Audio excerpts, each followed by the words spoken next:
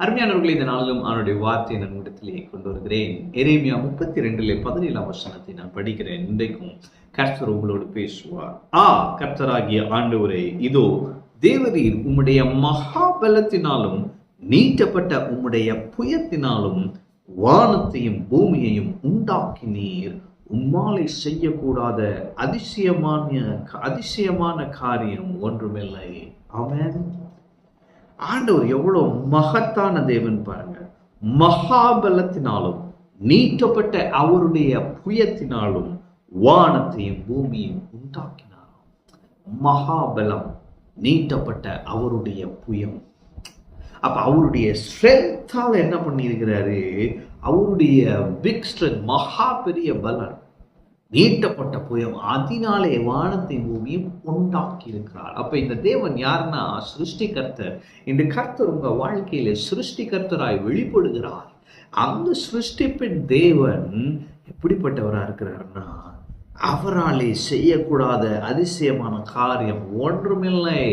அப்ப இந்த தேவன் சிருஷ்டிகர்த்தராய் இருக்கிறார், அதிசயங்களை செய்கிற தேவனாய் இருக்கிறார். இந்த மாதமே அப்படிப்பட்ட மாதமாகத்தானே நாம் சொன்னோம். அப்ப இன்னைக்கு கர்த்தர் சொல்லுகிறார், நான் சிருஷ்டிப்பின் தேவன், என்னால செய்ய முடியாதுன்னு ஒரு விஷயமே இந்த பூமியில இல்லை, வாழ்க்கையில நான் அதிசயத்தை செய்வேன் என்று சொல்லுகிறார். ஆமென். அப்ப அவரால் செய்ய முடியாததுன்னு ஒண்ணுமே இல்லை.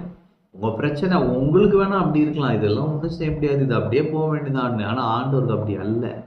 பாருங்க, பெதஸ்தா குளத்திலே 38 வருஷம் வியாதி கொண்டிருந்த மனுஷன் இருக்கிறான். அவ்வளவுதான், இதுதான் வாழ்க்கை அப்படின்னு இருக்கிறான்.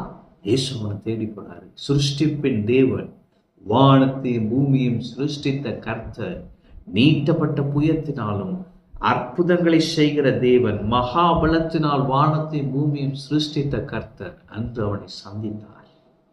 அவனுக்கு ஒரு அற்புத சுகத்தை கொடுத்தார். 38 வருஷம் நடக்க முடியாது, அன்னைக்கு நடந்தாங்க. அதாங்க ஆண்டவர். இன்னைக்கு நான் சொல்லுகிறேன், நீண்ட ஆண்டுகளாக போராடி கொண்டிருக்கிற காரியங்களிலே இந்த சிருஷ்டிப்பின் தேவன் என்று தம்முடைய அற்புதங்களை செய்து அதிசயமான காரியங்களை விளங்கச் செய்வார்.